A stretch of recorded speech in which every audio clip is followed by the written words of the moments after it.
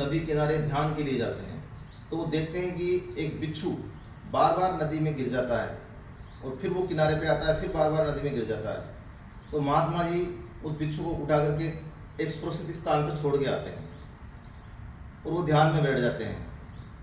थोड़ी देर बाद में वो बिच्छू आता है और महात्मा जी को डंक मार लेता है। फिर महात्मा जी ध्यान भंग करके वापस उस बिच्छू को सुरक्षित स्थान पर छोड़ के आते हैं। फिर वो ध्यान में बैठ जाते हैं। फिर वो बिच्छू आता है और नदी में गिर जाता है। महात्मा जी का जैसे ही ध्यान खुलता है वो देखता है कि बिच्छू तड़पड़ा रहा है, नदी में गिर रहा है, बार बार गिर रहा है। महात्मा जी फिर उस बिच्छू को उठाते हैं और फिर उसे सुरक्षित स्थान पर ले जाने लगते हैं। फिर वो बिच्छू उनकी उंगली में डंक मार लेता है। तो ऐसा करते हुए उनके शिष्य उन्हें देख रहे होते हैं। तो शिष्य कहते हैं कि महात्मा जी बार बार आपको डंक मार रहा है, तो आप क्यों ऐसा कर रहे हैं? बोले कि ये इसका गुण है। जैसे एक दुर्जन व्यक्ति और सज्जन व्यक्ति का गुण होता है, तो ये अपना कर्म कर रहा है, मैं अपना कर्म कर रहा हूं, इसमें इसकी कोई गलती नहीं है, ये इसकी प्रकृति है, डंक मारना इसकी प्रकृति है। तो मैं तुम्हें ये शिक्षा देना चाहता हूं कि संसार में तुम्हें ऐसे कई दुर्जन व्यक्ति मिलेंगे, तो तुम अपना कर्म करते रहना, तुम अपने ध्यान को मत भटकाना, तुम अपने अच्छे कर्मों के साथ में चलते रहना। क्योंकि दुर्जन व्यक्ति का गुण है वो दुर्जन काम ही करेगा। वो तुम्हें बुरा भला भी कहेगा, तुम्हें गालियां भी देगा, तुम्हारे अहित के सारे प्रयास करेगा, क्योंकि दुर्जन व्यक्ति के गुण होते हैं।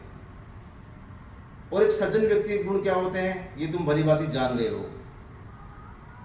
इसलिए ये मेरा आज का तुम्हारा ज्ञान ठहरा, ये मेरी शिक्षा ठहरी, इसको अपने जीवन में अपना लेना। वो महात्मा जी कहते हैं कि जिस तरह से करेला और नीम अपने गुणों के कारण कड़वे होते हैं, वो चाहकर भी अपना गुण नहीं बदल सकते, लेकिन परमात्मा ने एक इंसान को ऐसा बनाया है कि यदि वो चाहे तो अपनी प्रकृति को चेंज कर सकता है, स्वयं में परिवर्तन ला सकता है। अब वो स्वयं में परिवर्तन कैसे ला सकता है? क्या इसकी कोई मेडिसिन मिलती है? कोई दवा है? इसकी कोई मेडिसिन नहीं है। व्यक्ति अपने विचारों में परिवर्तन करके स्वयं में परिवर्तन कर सकता है। अगर वो बदलना ही नहीं चाहेगा, वो समझना ही नहीं चाहेगा, तो आप किसी दूसरे व्यक्ति को कितना ही गुण दो, कितना ही उसके लिए अच्छा सोचो, वो करेगा गलत काम ही। लेकिन आपका काम यह है कि आप अपने अच्छे कर्मों के साथ में अपनी यात्रा करते रहें।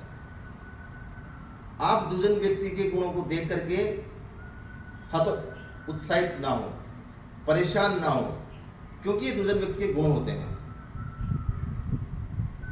तो आज के लिए इतना ही। मेरी इस शिक्षा को तुम अपने जीवन में ग्रहण कर लेना। तो वो शिष्य गुरु को प्रणाम करके चल दिए अपनी अपनी यात्रा पे। तो साथियों, यही जीवन है, यही हर मनुष्य पे लागू होता है। यदि मनुष्य चाहे तो अपने जीवन को सफल बना सकता है और मनुष्य चाहे तो अपने जीवन को असफल बना सकता है। अब आप कहोगे कि इसकी क्या प्रक्रिया है? आपने ये तो बताया नहीं कि इंसान स्वयं में परिवर्तन कैसे करे। तो परमात्मा ने एक बहुत ही अच्छी विधि बताई है, ध्यान की विधि। जी हाँ साथियों, यदि आप रोज 20 मिनट का ध्यान करेंगे तो आपके जीवन में परिवर्तन आ जाएगा, आपके विचारों में परिवर्तन आ जाएगा। और जब विचारों में परिवर्तन आ जाएगा तो आपकी प्रकृति बदलने लगेगी। तो आप 20 मिनट का रोज ध्यान किया करें। इस प्रक्रिया को अपने जीवन में अपना लें। ये प्रक्रिया आपके जीवन को स्वर्ग से सुंदर बना देगी, ऐसा मेरा अनुभव है। आपके विचार कुछ भी हो सकते हैं, आप हो सकते हैं मुझसे सहमत ना हो, लेकिन आप जब इस ध्यान को करेंगे ना, 21 दिन तक लगातार आप इस ध्यान को करेंगे तो आप मुझसे सहमत होने लगेंगे। कुछ गलत कह दिया हो तो क्षमा करना। धन्यवाद।